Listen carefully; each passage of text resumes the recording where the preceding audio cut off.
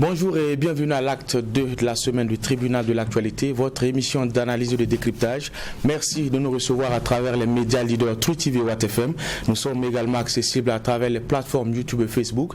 Je suis Adams Khaled Ouedraogo, président de cette instance. Je suis également sur ce plateau avec les juges au siège, Bernard Bougma Jofrava. Bonjour juge Vara.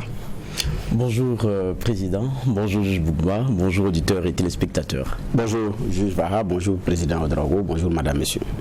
Alors, chose promise, chose due. Aujourd'hui, nous allons parler des droits des consommateurs et la contribution de la société civile pour faire de ces droits une réalité au Burkina Faso. Et pour enrôler ce sujet, nous avons à la barre ce matin le président de la Ligue des consommateurs, M. Dasmane Ouedraogo. Bonjour et bienvenue. C'est Dasmane Traoré. Traoré, bienvenue sur ce plateau. Merci. Alors, votre convocation tombe à pic puisque le Burkina Faso, à l'instar des autres pays, a commémoré hier la journée mondiale des droits des consommateurs. Nous allons y revenir, mais juste après cette première virgule.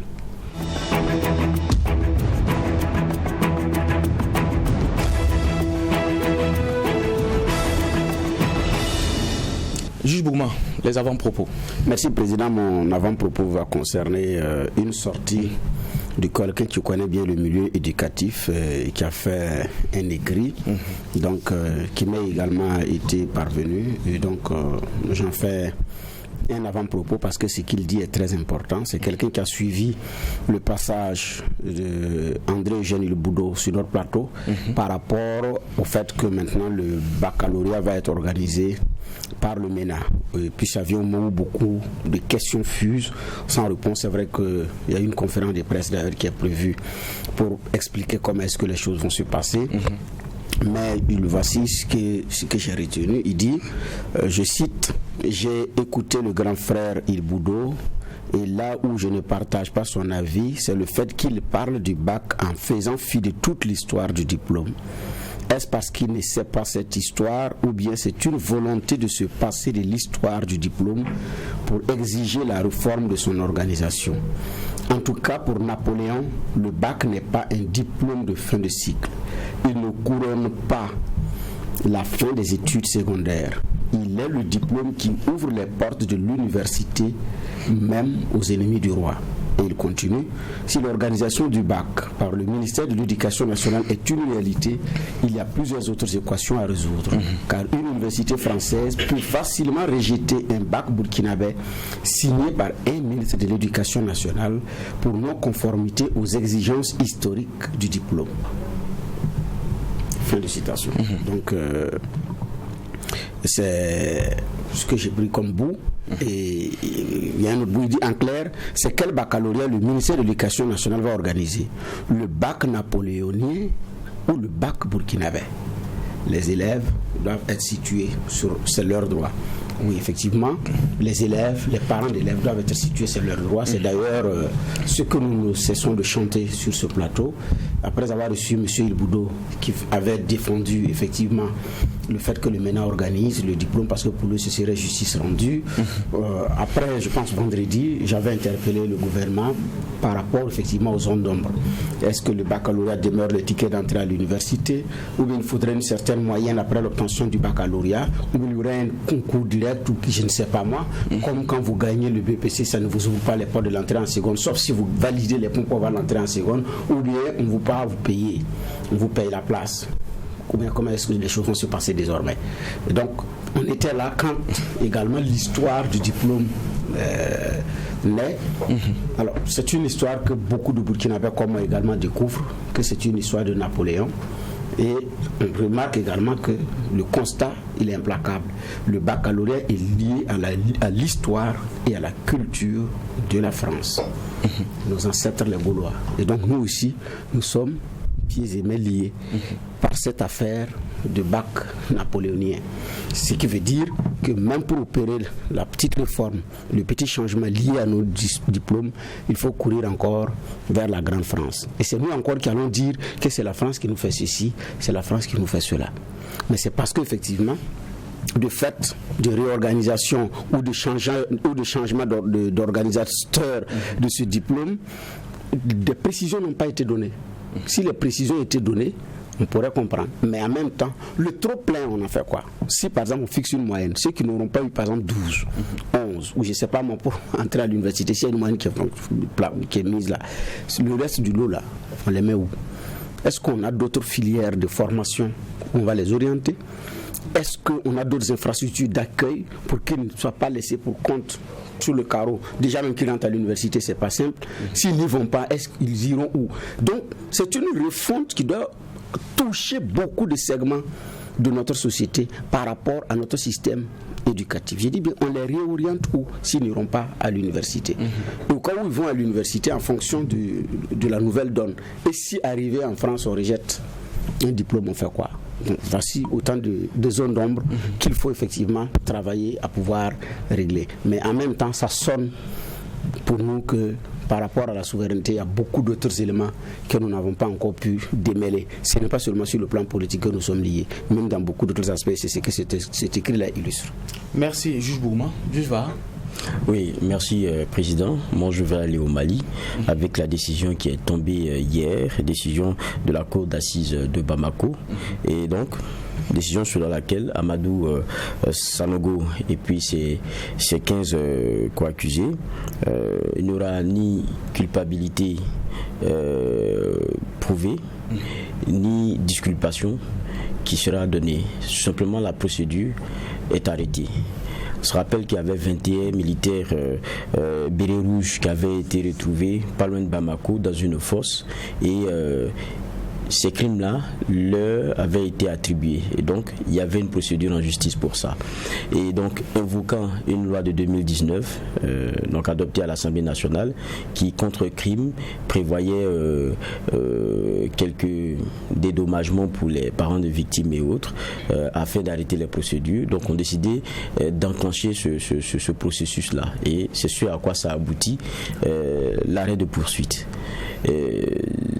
Au nom de la réconciliation, parce que quand vous regardez le texte aussi, le fameux texte de 2019, c'est bien au nom de la réconciliation que ces mécanismes-là ont été entrevus. Il y a beaucoup qui se disent que bon, c'est laisser la chance aux Maliens de se reparler, de se pardonner, mais il y a aussi beaucoup qui trouvent qu'il y a quand même une prime à l'impunité. On a écouté aussi quelques parents de victimes qui disaient qu'il aurait été quand même un peu intéressant que pour le symbole, il y ait eu des condamnations avant d'en arriver à ce qui a été obtenu. Mais c'est des parents de victimes aussi qui ont vraiment accepté une somme qui commencera entre 15 millions et beaucoup plus pour certains selon les grades selon le grade de la victime. Donc il y a eu des négociations, il y a eu des acceptations. Maintenant, on veut enrober. Il n'y a rien à enrober, c'est fini, vous avez accepté. Et puis, il y a aussi ces défenseurs des droits de l'homme qui trouvent que même le texte en lui-même excluait que la dynamique soit ce que le procédé concerne certains crimes. Et pour eux, le crime, qui a conduit à la poursuite judiciaire de Sanogo et de ses compagnons n'est pas à inscrire dans le type de crimes pour lesquels on pourrait passer les choses par perte de profit au nom de la réconciliation nationale. Donc il y a ce débat-là qui est en train d'être mené. Je pense que c'est pas trop lointain pour nous burkinabés parce qu'on est aussi aujourd'hui dans un débat sur la question de la réconciliation nationale. Il y a des crimes de sang. Je me rappelle bien que le ministre d'État en charge de ces questions, Lazifirine Diabré, a stratifié les différents problèmes de réconciliation que nous avons. Et parmi les premiers qu'il avait mis en avant, c'est ceux politiques avec les crimes de sang et certains dossiers emblématiques que nous avons jusqu'à maintenant. Ça veut dire que quand on regarde, c'est une façon malienne, on ne va pas faire du copier-coller. Il y a des réflexions qui peuvent être menées là-dessus, mais on se rend compte que en la matière, il n'y a jamais un procédé qui fasse l'unanimité. C'est-à-dire, même quand vous trouvez un genre de juste milieu, vous faites d'une façon ou d'une autre des insatisfaits et même quelquefois encore des personnes qui ont des ressentis. Et ça n'aide pas forcément à la réconciliation. Faut-il, sur l'autel de la réconciliation, sacrifier le principe de la responsabilité qui doit être donnée et assumée? Parce que là, dans le cas du Mali et avec le cas Sanogo, avec les 21 corps qu'on a trouvés dans la fosse, c'est ce qui est arrivé. C'est-à-dire ni coupable, ni disculpé. On dit ça s'arrête. On donne l'argent aux victimes et puis tout le monde n'a qu'à circuler. Est-ce que ça, ça ne laisse pas un genre de caillou dans le soulier, ça ne mettrait pas mal à l'aise après. Ça, c'est une grosse question. Parce qu'on ne pardonne que lorsque la responsabilité est assumée et que l'autre vous dise, je sais que je l'ai fait, mais je demande pardon. Mais quand on n'est même pas arrivé à ça, je me demande qu'est-ce que ça donne. Je me demande qu'est-ce que ça va donner.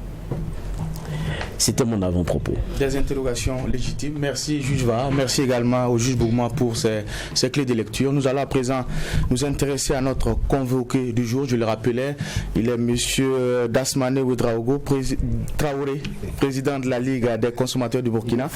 Voilà, merci d'être sur notre plateau. Alors, comme je l'ai dit, nous allons parler des droits des consommateurs. Hier, c'était la journée mondiale des droits des consommateurs. Une occasion justement pour interpeller les dirigeants, les promoteurs des biens et services et aussi les consommateurs sur leur rôle. Au Burkina Faso, c'est certainement un moment d'introspection pour vous. Aujourd'hui, quel est l'état des lieux? Est-ce que véritablement le droit du consommateur est respecté dans notre pays? Oui, merci avant tout, merci vraiment de me donner l'occasion de parler aujourd'hui, surtout dans le cadre de la Journée mondiale des consommateurs qui vient de se dérouler le 15 mars, donc hier.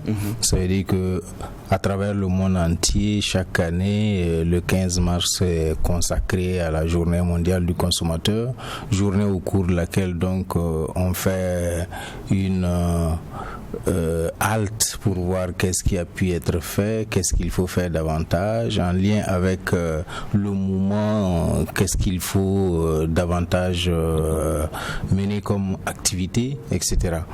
Dans notre cas, bien entendu, nous avons mené une activité et pas plus tard que la semaine dernière, vous vous rappelez, nous vous avons convié à une conférence de presse en prélude à cela pour faire l'état de la situation et éventuellement partager avec vous les questions brûlantes comme celle de l'ONEA, comme celle des produits frélatés qui se retrouvent sur le marché, éventuellement certains services qui continue malgré tout de ne pas être ce qu'il faut pour le consommateur. D'accord. Alors, qu'est-ce qu'on peut conclure? Est-ce que les droits des consommateurs au Burkina sont respectés? Nous dirons en partie parce que, en dépit des interpellations, nous avons encore sur le terrain des imperfections et parfois même de taille que nous observons, et cela lié à l'inactivisme par moment de ceux-là qui ont pour rôle régalien la protection même du consommateur. D'accord. C'est vrai que nous allons revenir sur la question de la double facturation de l'ONEA qui a fait l'objet, je dirais, d'une veille citoyenne, mais nous sommes pour l'instant au niveau des questions de généralité. Monsieur les juges, Bernard Bougma. Bon, question de généralité, on est habitué à une ligue des consommateurs qui effectivement fait beaucoup de sorties, qui comme on appelle ça, qui surveille dans le domaine de la consommation courante, donc des produits alimentaires. Maintenant, bon, sur d'autres registres également, ces derniers temps, la Ligue est interpellée. On attend aussi, peut-être qu'il y a une étude également qui va être commanditée. C'est dans le domaine des télécommunications, bon, de téléphonie mobile. Ça ne va pas. Vous appelez quelqu'un, vous ne l'entendez pas. La personne vous appelle, elle est obligée de raccrocher pour rappeler. Et pendant ce temps, le compteur, lui, tourne. Et pendant ce temps, on nous bombarde de bonus, 300%, 500%. On nous bombarde de gigas, tant. Mais ce pourquoi vous payez, vous ne pouvez même pas. Et au niveau de la Ligue, je veux savoir qu'est-ce qui est fait à ce niveau. C'est vrai qu'il y a une Ligue également qui s'occupe de ce domaine de consommation là, mais je veux savoir au niveau de la Ligue en ce qui concerne les télécommunications, les téléphonies mobiles. Vraiment, merci beaucoup pour la question, parce que au niveau justement des téléphonies mobiles, nous avons dans un premier temps rencontré les uns et les autres. Nous avons rencontré Orange, avec qui nous avons échangé pour poser les préoccupations des consommateurs. Nous avons, avant même de rencontrer Orange, nous avons fait un plaidoyer au cours donc d'une session du Conseil économique et social pour demander effectivement à cette instance de plaider notre cause auprès donc de l'Assemblée, de façon à ce que les textes qui régissent en tout cas l'installation, l'application et le travail de de ces structures-là puissent être revues et être adaptées au contexte actuel. Parce que quelque part, il y a par moment des insuffisances. Bien, à notre niveau bien entendu. Et nous avons à cet effet également rencontré l'opérateur de téléphonie mobile Telmob en l'occurrence, on appelle SA, avec qui nous avons également échangé pour poser les différentes préoccupations des consommateurs. Il faut dire que de façon générale, il y a une typologie, j'allais dire, de plaintes liées à ces opérateurs qui vont depuis la mauvaise réception des communications, le coût élevé de la communication, les bonus, le traitement des bonus, parce que lorsqu'on vous dit vous avez droit à quelque chose, vous devez en disposer comme vous voulez. On ne devait pas vous imposer un délai pour le consommer. Ça au moins c'est une logique dans les termes d'échange. Nous avons également parlé avec certains du fait que malheureusement aujourd'hui on assiste encore à une forme d'harcèlement lié au fait que vous communiquez vous appelez quelqu'un et puis on vous fait de la publicité. Non, il faudrait que l'on puisse donner la possibilité au consommateur de désactiver cela ou de l'accepter au cas où il le veut. Donc c'est autant de griefs que nous avons posés auprès de ces opérateurs, mais au-delà de ces opérateurs, nous avons rencontré l'ARCEP. L'ARCEP avec qui nous avons à nouveau étalé l'ensemble de ces préoccupations parce que c'est l'autorité de régulation. Et c'est cette autorité qui devait prendre en compte l'ensemble des préoccupations des consommateurs, quand bien même c'est ce qu'elle doit faire. Alors, donc avec l'ARCEP, nous avons échangé et il faut dire que pour l'ARCEP, c'était la deuxième fois. La première fois, elle nous avait conviés pour montrer comment est-ce qu'elle travaille avec l'ensemble des structures de consommateurs. Mais cette fois-ci, nous avons écrit et ils ont donné une réponse en nous donnant une date au cours de laquelle donc on pouvait se rencontrer. Au cours de la rencontre, nous avons expliqué davantage les griefs que nous avons posés au niveau donc de notre correspondance. Ils ont dit, ils prennent note et par la suite, ils nous ont renvoyé, ils ont écrit une correspondance pour dire qu'effectivement, après étude, ils vont voir tout ce que nous avons posé comme grief. Donc nous sommes dans cette attente en fait. Voilà.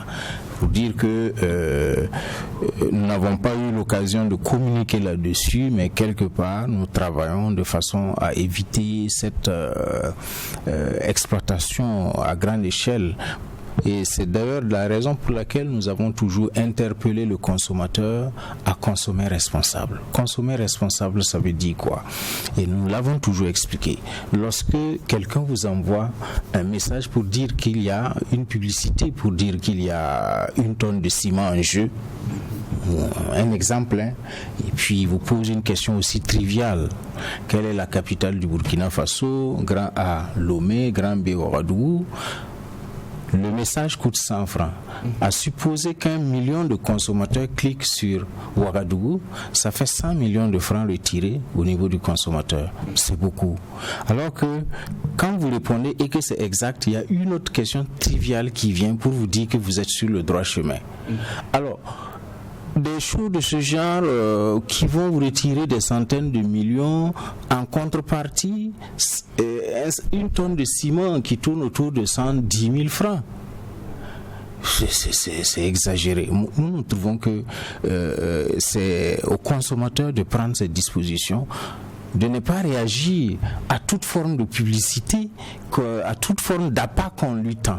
Ce n'est pas seulement au niveau c'est pas seulement cet exemple, il y a tant d'autres exemples que l'on pourrait citer.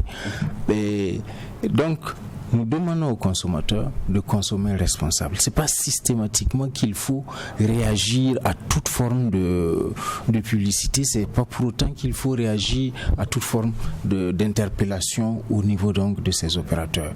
C'est une réalité aujourd'hui que nous vivons parce que pratiquement beaucoup de gens, à la seconde près, lorsqu'il y a un message qui tombe, il est là-dessus. Ça veut dire que véritablement les gens sont plus ou moins déconcentrés.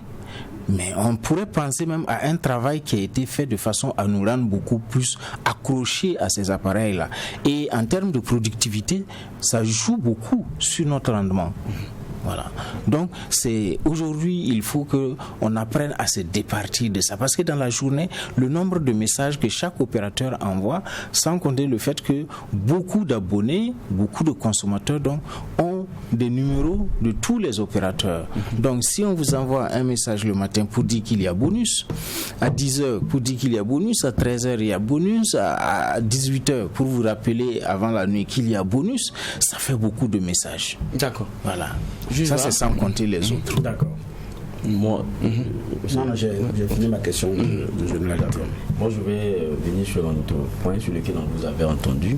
On est dans les généralités, c'est sur la question de la piviline. En son temps, vous étiez sorti. Qu'est-ce que ça donne? Même si on sait qu'il y a un plan judiciaire. Oui, l'affaire à la justice, donc nous attendons.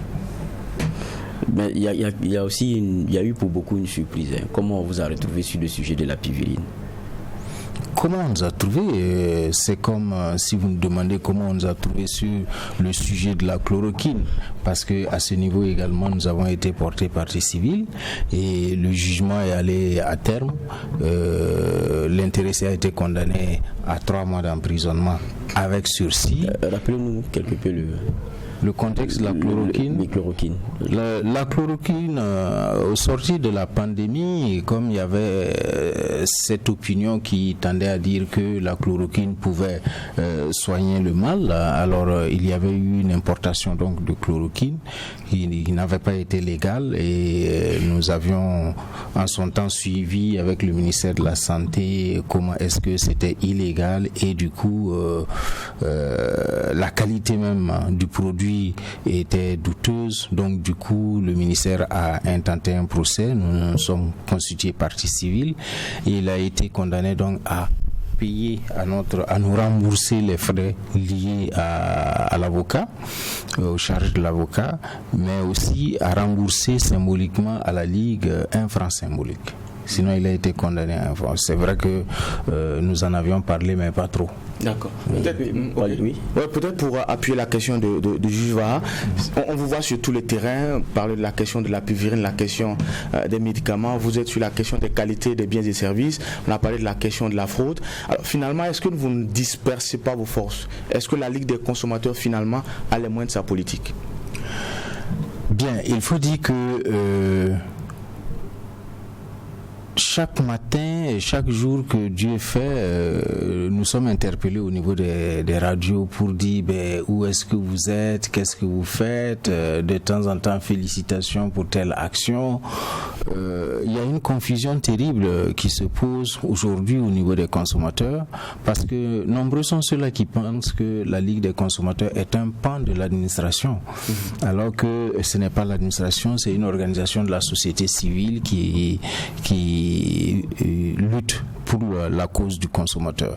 Alors, les chantiers de développement sont nombreux. Logiquement, la Ligue ne devait pas figurer parce que la protection du consommateur est du rôle régalien de l'État. Mais on se rend compte aujourd'hui que les chantiers de développement sont nombreux au niveau de l'État, si bien qu'il y a des moments où ça peut l'échapper. Et dans ces conditions, se constituer au niveau de la société pour se protéger d'abord, en attendant que l'État vienne vous protéger, est l'idéal.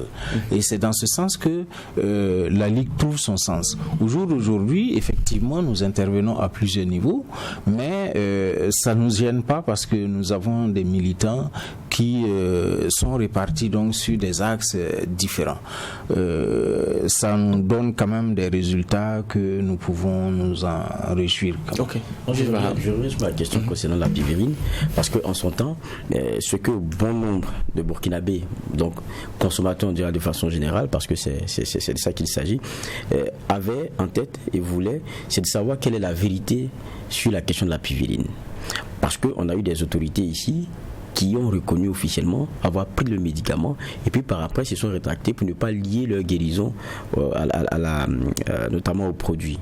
Et par après, on apprend que dans le domaine médical même, il y a des essais qui sont en train d'être faits. le consommateur, ce qu'il importe lui, c'est de savoir, au regard de la menace de la maladie à coronavirus, est-ce qu'il peut y avoir des solutions qui soient beaucoup plus faciles, beaucoup plus abordables, pour peu que leur santé ne soit pas mise en cause. Mais dès que la Ligue des consommateurs est entrée en jeu sur ce chapitre-là, c'est en prenant parti. Parce qu'il y avait un clivage profond sur la question de la piviline. Vous êtes venu, vous avez pris parti. Dans un domaine où on se dit, vous représentez le consommateur, où le plus important pour le consommateur, c'est de voir clair dans l'histoire. Est-ce que ça peut nous soigner ou pas? Qu'est-ce qui se passe? La bagarre de chiffonnier au sein de l'ordre des médecins ou au sein des médecins, c'est pas trop ça notre problème à nous. Non, pas du tout. Qu'est-ce qui s'est passé? Je crois que sur la question, nous sommes même passés sur ce plateau à travers le deuxième vice-président, M. Somda, c'est bien ça, qui est venu et qui a été intransigeant sur la question, je me rappelle. Mais ce que j'ai pu dire au jour d'aujourd'hui, c'est que la question est toujours suspens et que c'est mieux que l'on laisse la justice égrener la chose. Par la suite, nous reviendrons là-dessus. Si vous rappelez, on n'a pas été argumentaire pour argumentaire. On lui a dit qu'il ne nous avait pas vraiment convaincu. Parce que, et puis celui qui est venu nous parler, c'est comment on dit, c'est délégué médical. C'est pas délégué médical, c'est comment on dit. Dans le bon français. Bon, moi je le connais en tant que deuxième vice-président de la Ligue. Oh, vous savez de quoi je veux parler. Vous savez très bien de quoi je veux parler. En fait, vous savez, les firmes ont ceux qui les représentent et qui démarchent leurs produits, les firmes internationales. Et il y a ceux qui le font un peu partout. Vous savez de quoi je parle. Donc je veux dire, quand quelqu'un vient parler de quelque chose comme la piviline, qui est un produit qui est en concurrence pure et parfaite avec ce que ces firmes-là vont proposer bientôt. Parce qu'en ce temps, c'était ça avec les vaccins, parce que c'est la course folle vers les médicaments. Il y avait un conflit d'intérêts grave. C'était une période où véritablement, comme vous le dites, il y avait une course pour la recherche éventuelle d'un remède contre une maladie, en tout cas qui faisait ravage et qui faisait du reste peur, parce que même le personnel soignant n'avait pas les tenants et les aboutissants donc du mal. Donc c'était une période assez critique, mais je puis vous rassurer que la question sera élucidée. Donc dès lors que c'est entre les mains de la justice, je préfère qu'on la laisse comme telle pour le moment. D'accord. J'ai juste un commentaire. Ce qu'il dit c'est important, mais vous savez également que c'est un produit qu'on va administrer à des gens. La question que les uns et les autres se posaient, est-ce que c'est toxique ou pas? Alors que quand j'ai lu le communiqué de l'ordre des médecins par rapport à ça, et qui disait d'ailleurs porter plainte, et disent qu'ils ne parlent pas de la toxicité du produit, parce que c'est un antirétroviral que beaucoup de Burkinabés d'ailleurs utilisaient déjà avant l'avènement du Covid. Donc ce n'est pas tant la toxicité, mais c'est beaucoup plus le non-respect, la procédure en la matière. Donc quand la Ligue se mêle, ce qui vous regarde, c'est la toxicité ou bien c'était la procédure qui n'est pas respectée qui vous regarde? Parce que c'est ça aussi que beaucoup ont posé, ils disent qu'ils ne comprennent pas. C'est quoi est-ce que quand vous partez à l'OREA, on sait ce que vous cherchez. Quand vous partez à l'ARCEP, on sait ce que vous cherchez. Quand vous rencontrez un patron de la téléphonie, on sait ce que vous cherchez. Mais dans la piviline, qu'est-ce que vous êtes allé réellement chercher pour le consommateur? C'est ça la question. Non, je vous ai dit qu'on va en parler parce que je ne vais pas dévancer l'iguane dans l'eau. Il y a une stratégie qui est là pour la défense. Et du reste, nous avons aujourd'hui la chance que le président de l'Ordre des médecins est devenu le ministre de la santé. Donc très certainement il y aura une élucidation totale, un éclaircissement total sur la question, et éventuellement tout le monde sera situé. Comme il n'est pas magistrat, comment il va élucider ça, puisque c'est entre les mains des juges maintenant?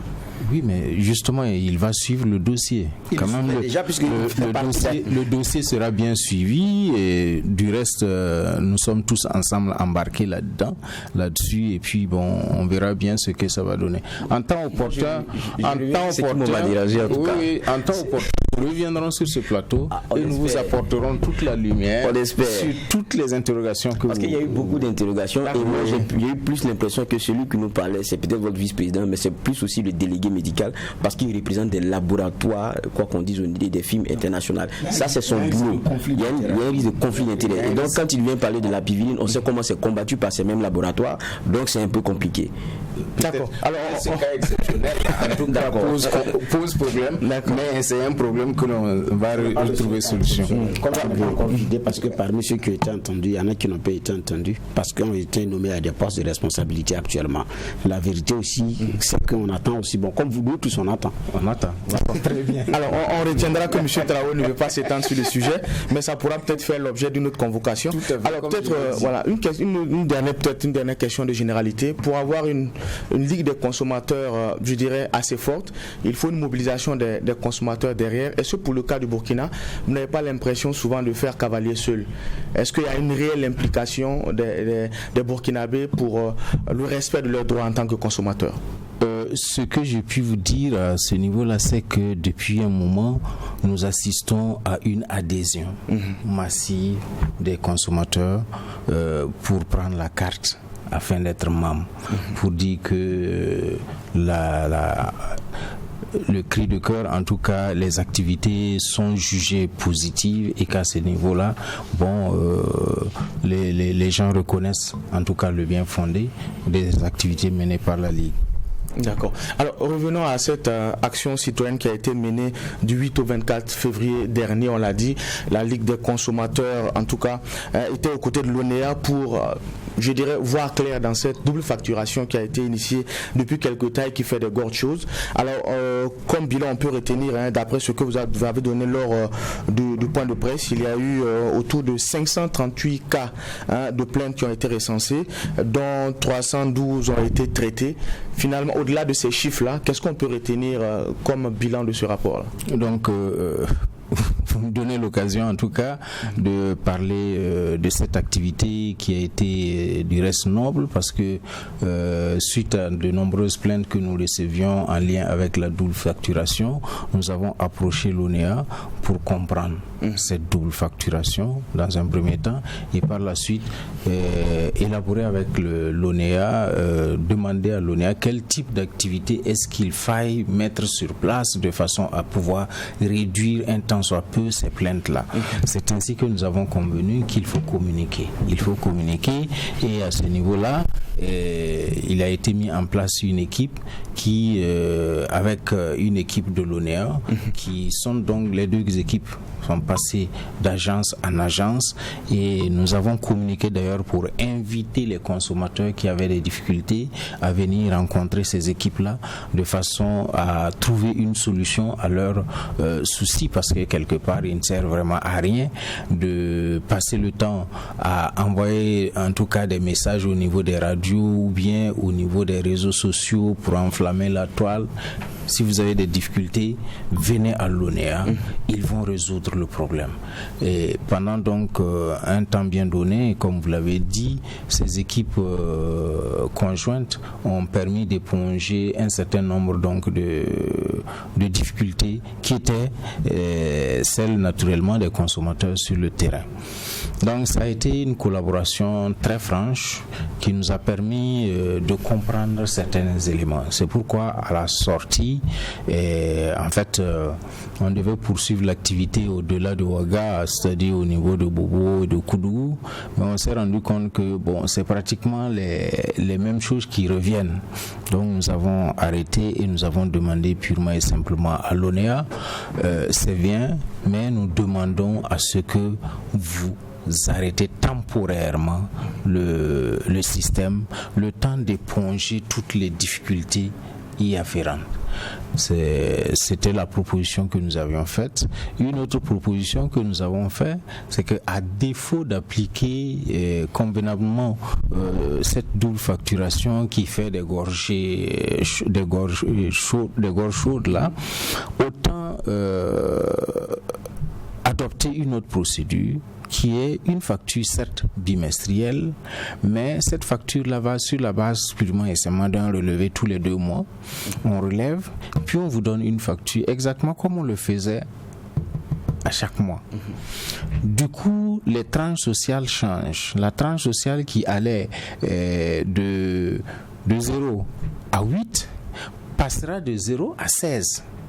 La tranche 2 qui allait de 0 à 7 ira jusqu'à 14, ainsi de suite. Donc, si vous aviez une facture de 3 000 francs le mois, eh bien, les 2 mois, vous aurez autour de 6 000 francs. Ça éviterait ce que l'on a constaté avec certains qui consommaient 3 000 francs, qui se retrouvent avec des factures de 40 000 francs, voire au-delà, et qui les affolent. Avec juste raison, ça éviterait tout ça.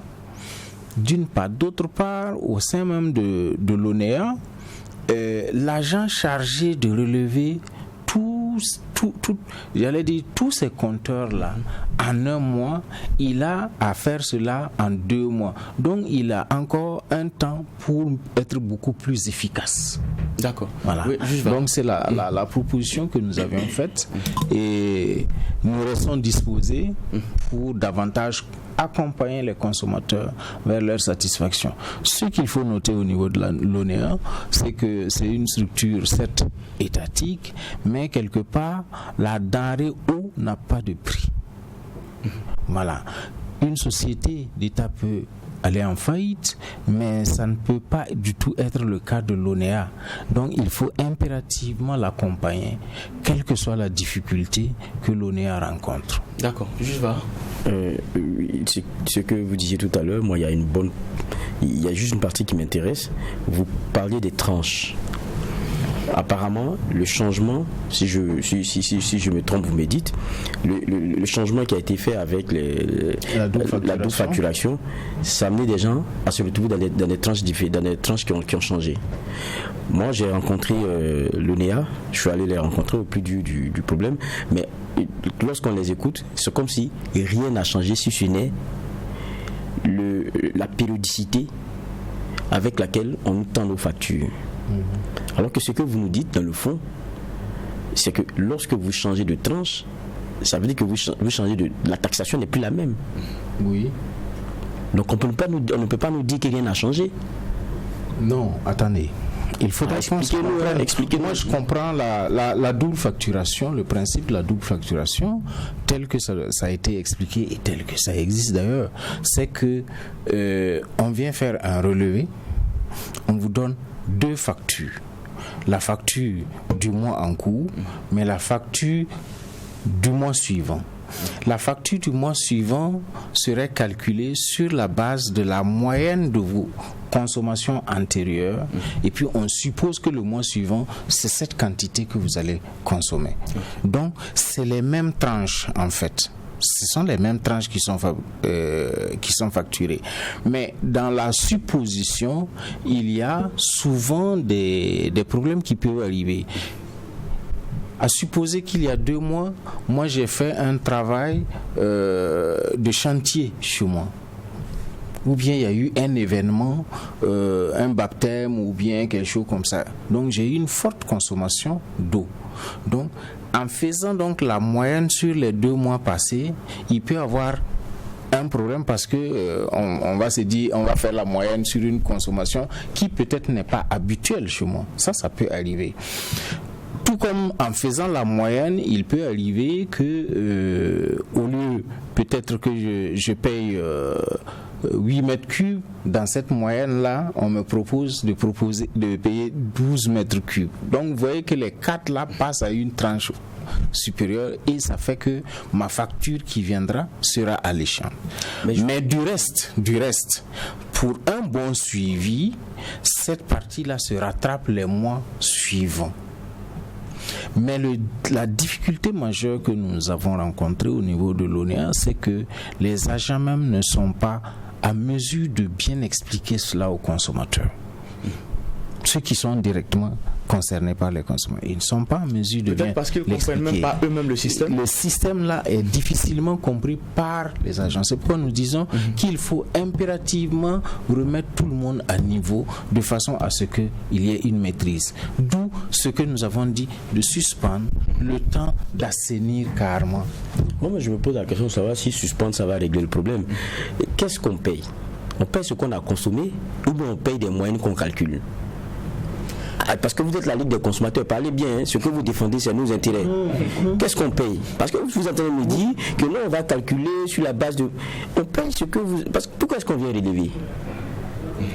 On vient payer. Justement, c'est là toute la question. Moi, je suis allé à l'ONEA, je l'ai dit encore, je suis allé à l'ONEA et j'ai bien rencontré, je passe directeur, je vais trouver le nom tout à l'heure.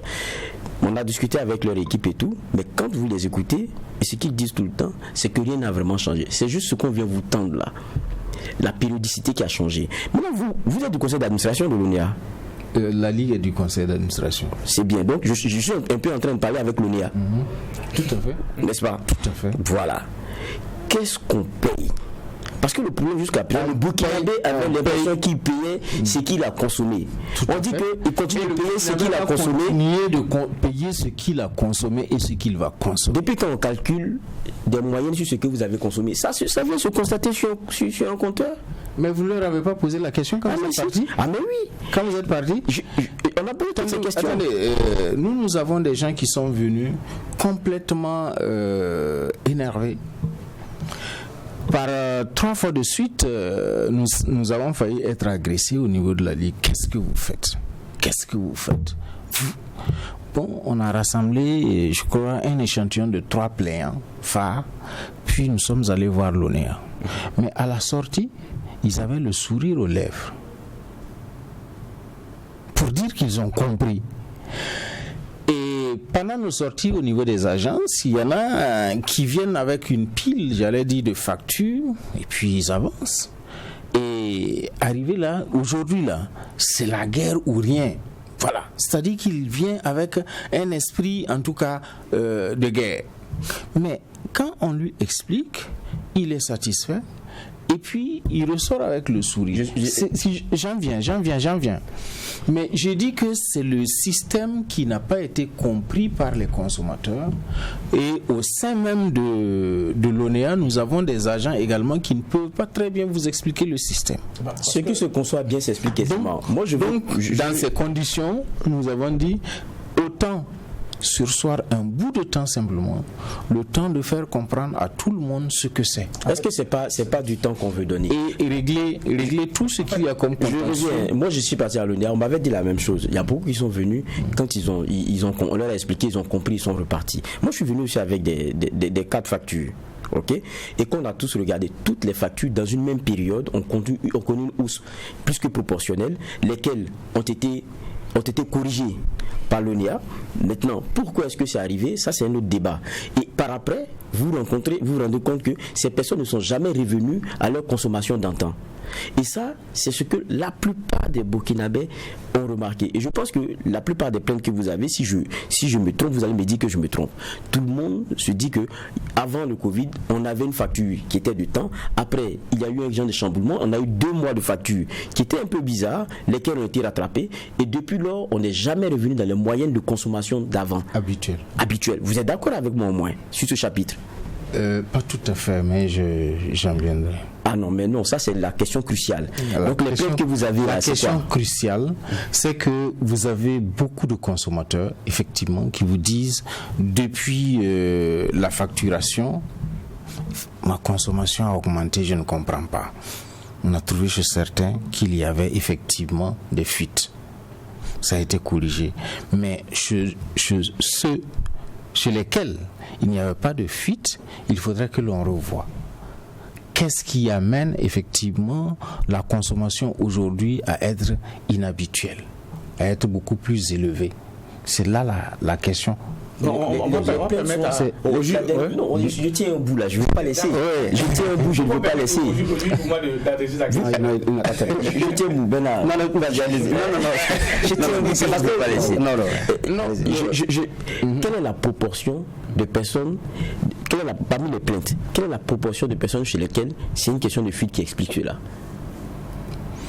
Là, il faudra voir ça avec c'est vous qui avez évoqué ça, vous devez l'avoir. Là, il faudrait que l'ONEA nous donne ces chiffres-là. Parce que si tout le monde se plaît à un moment donné, et si c'est le cas, la proportion au moins. C'est le cas, on peut inviter l'ONEA qui viendra donner des explications par rapport à la proportion, par rapport à tout ça. Ne donnez pas des pistes de ce genre-là.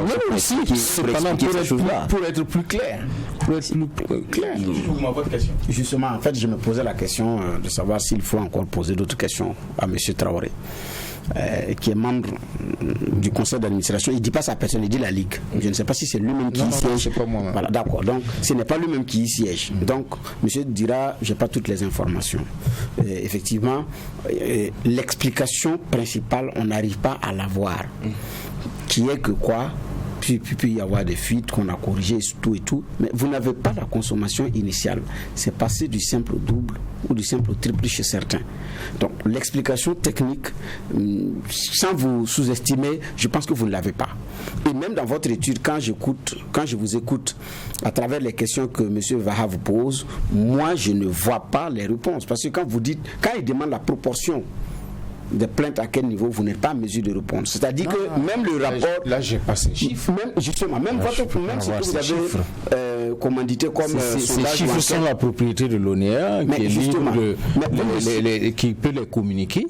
Mais ce que vous dites, c'est que, oui, propriété de l'ONEA, je suis tout à fait d'accord, mais vous représentez les consommateurs que nous sommes. Au niveau du conseil d'administration, dire que nous sommes acculés, on a besoin d'informations pour aller donner aux consommateurs qui nous posent du dehors. Je pense que ce ne sont pas des données à caractère personnel quand même. Ce ne sont pas des données. C'est l'ensemble. Monsieur Traoré, j'arrive. Une précision. Ce ne sont pas des données à caractère personnel où l'ONEA peut vous dire, si je vous donne ça, ça va être non, c'est dire les chiffres de tel temps à temps, ça ce sont des chiffres. Puis le contrat, on ne peut pas à partir de la proportion dire tel nom. C'est des données, on peut demander. Oui, mais justement. On peut demander, mais à l'heure actuelle, je ne l'ai pas. Je ne les ai pas. Mais il promet quelque chose qui est tellement bon. Parce que nous ne pouvons pas avoir l'ONEA. Je vais vous dire qu'il va falloir que l'ONEA s'explique elle-même. Donc, je suis désolé, c'est une structure comme sous toute autre structure. Si vous lui demandez, c'est pas évident. Explorer cette piste-là. Ils ont une direction de communication avec laquelle vous pouvez bien sûr avoir les informations que vous désirez. Moi, je ne crois pas que l'ONEA soit enfermée au point où vous ne pouvez pas avoir accès à l'ONEA. L'ONEA n'est pas fermée. Moi, j'ai pu discuter avec Moussa CMD, directeur clientèle, non? C'est bien cela. Alors, je suis allé à c'est Pissy. Je suis allé au siège à Pissy. Il y a une équipe qui m'a rencontré parce que nous, on avait des plaintes qui étaient énormes. Quand vous ouvrez le téléphone, chaque matin, c'était ça. Voilà. Donc, on avait enrôlé le sujet ici au tribunal de l'actualité et après, j'ai pu avoir langue avec les services de communication. Je suis allé avec quelques factures pour comprendre et c'est une équipe qui est dynamique, qui est ouverte, qui nous a reçus, avec laquelle on a discuté. Mais monsieur, on ne sort pas de là-bas forcément avec toutes ces questions qui sont tues. Ce n'est pas possible. Parce que je vais vous dire une chose. Ce qui est votre mal, on ne vient pas vous le raconter. Quand vous le vivez, vous continuez de le vivre. On peut venir vous expliquer que vous avez mal à la tête, mais en fait, c'est le genou. Sinon, en fait, la douleur de la tête, là, c'est pas vraiment ça. C'est ce qui est en train de se passer. Vous avez besoin d'être guéri. Vous avez besoin d'être guéri. Aujourd'hui, la plupart des Burkinabés, à un moment donné, là, ils se disent, bon, écoutez, il y a une dynamique qui est en train d'être enclenchée. On dirait que la Ligue, là, il commence à se réveiller sur le sujet. J'ai dit que sur le sujet, vous êtes venu un peu tardivement. Parce que depuis longtemps, les gens se plaignent. À un moment donné, vous dites vous allez recueillir les plaintes des gens et là vous venez vous nous donnez des explications qui, je suis désolé de vous le dire, ont du mal à convaincre encore. Pas parce que le destinataire qui est le client a besoin d'être convaincu. Ce qu'il veut, c'est revenir à une disposition où il comprenait un peu mieux ce qu'il payait. C'est ça en fait le problème du consommateur. Vous êtes la Ligue des consommateurs. Vous représentez les intérêts du consommateur. Je crois qu'on a l'impression que celui que j'ai ici, ce n'est pas la Ligue des consommateurs. Bien sûr, nous parlons en fait le même langage. Je vous ai dit que nous avons demandé à l'ONEA. Non, la déclaration est là. Vos agents, vos collègues qui sont venus à la conférence de presse ont la déclaration. Vous pouvez la relire. Nous avons demandé de suspendre suspendre, le temps de régler tous ces différends, de façon à ce que le consommateur se retrouve dans sa plénitude. Donc nous parlons en fait le même langage. Monsieur Traoré, quand on vous écoute, on a l'impression que l'ONEA vous a embarqué dans un système. Vous n'avez pas été, vos collègues ont dit vous n'avez pas été associé justement avant la mise en œuvre de cette double facturation. Est-ce que c'est juste une impression ou effectivement on vous a mis devant le fait accompli? La double facturation, l'opérationnalisation de la double facturation a commencé par une expérience au niveau des Zignaré et nous avons été associés à travers la section provinciale. Nous avons été associés depuis Zignaré. Ça ne date pas de cette année, ça ne date pas d'il y a 1 an, ça vaut 2 ans déjà que l'expérience était faite au niveau de Zignaré. Et au fur et à mesure, ils corrigeaient les imperfections liés donc à cette opération jusqu'à un moment où effectivement ils ont jugé que c'était nécessaire. Et c'est comme ça que à la faveur donc de la pandémie, pendant la pandémie, le problème qui s'est posé, c'est que les agents releveurs ne pouvaient pas aller sur le terrain. L'explication qu'ils nous ont donnée, liée au fait que ils étaient même rejetés dans certaines familles et puis eux-mêmes c'est des membres de famille, ils ne peuvent pas aller aussi prendre le mal dans des familles. Donc du coup ils avaient arrêté et à la fin il fallait sortir. C'est pourquoi ils ont profité, appliquer en même temps le système, ce qu'ils nous ont expliqué. Et l'application de ce système-là, c'est l'explication que elle peut être fausse. On peut me corriger, mais quelque part, lorsque on suppose que le mois suivant, vous devez consommer tant, parce que les mois antérieurs, vous avez consommé tant, ça peut être juste. Mais il peut y avoir des nuances. Ça peut être faux.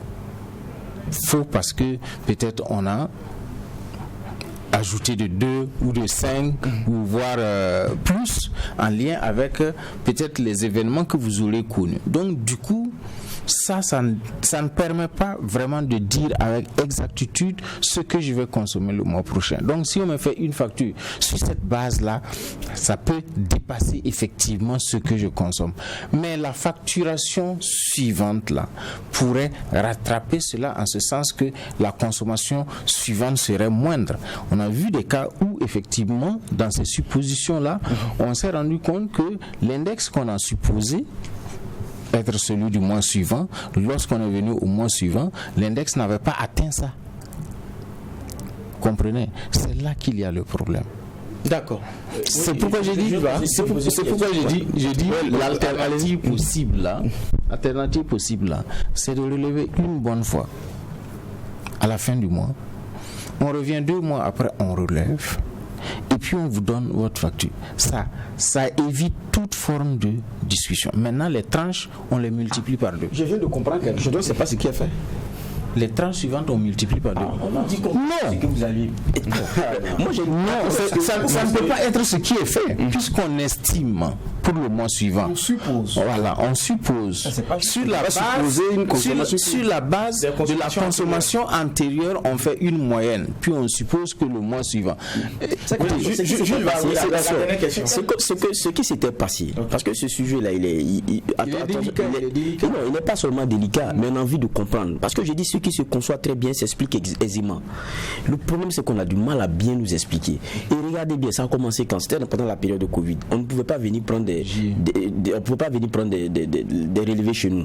Donc, c'était normal qu'il y ait un genre d'estimation de moyenne sur ce que vous consommiez. Mais pourquoi par après, on continue par des estimations? Il y a un problème. J'ai dit, pourquoi est-ce que tout le monde se plaint? Il y avait un système qui marchait. Ok? Vous voulez innover. Et même quand j'ai entendu l'ONEA, notamment avec ses directeurs, ils ne sont pas fermés à revenir à l'ancien système. Que non, c'est quelque chose qu'on essaie. On veut parfaire, on veut apporter du nouveau, on veut tout s'arranger. Bon, vous avez tenté. Ça n'a pas l'assentiment de vos clients. Ça crée des problèmes. Pourquoi est-ce que, qu'est-ce qui bloque et puis on ne revient pas à l'ancien système? Vous êtes du conseil d'administration, dites-nous. Maintenant la question que je vous ai posée. On ne veut pas revenir à l'ancien système. Disons, la proposition que nous avons faite, elle est fausse? ou bien c'est parce que ça fait rentrer plus d'argent? Non. Parce que si les consommateurs payent plus, c'est que ça fait rentrer plus d'argent. Que nous avons fait suspendre temporairement.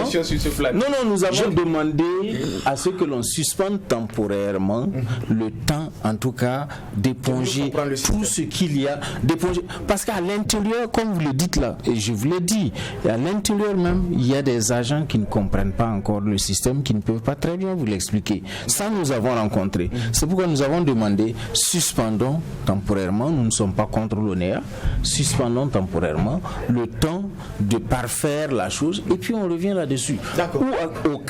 Auquel cas, nous proposons une autre alternative. On va sur les 2 mois, mais voilà ce que l'on propose. D'accord, sur la proposition de la suspension. Et puis, tout le monde est quitte. Non seulement vous avez 6 factures, en ce moment, on a 6 factures dans l'année, avec possibilité pour quelqu'un qui paye 3 000 et qui se retrouve avec 6 000 chaque 2 mois, on lui donne la possibilité de faire une avance. Pendant le mois intermédiaire. Donc il fait les 3 000, c'est pas compliqué, et puis il revient. Merci M. Traoré. Nous sommes au terme de cette émission. Formule vous avez beaucoup d'abonnés. Merci vous avez beaucoup d'abonnés aujourd'hui qui font que nous sommes au terme de cette émission. C'est vrai qu'avec vous nous avons eu quelques clés de lecture, mais il faut se rendre à l'évidence que cette convocation a soulevé beaucoup plus de questions qu'elle en a apporté.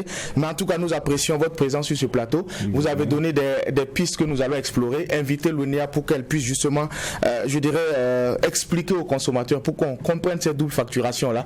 Merci aussi à messieurs les juges pour ces clés de lecture. Nous allons dire merci aux auditeurs et téléspectateurs de True TV et Watt FM. On se rend rendez-vous demain pour d'autres convocations. Excellente journée en compagnie des médias leaders.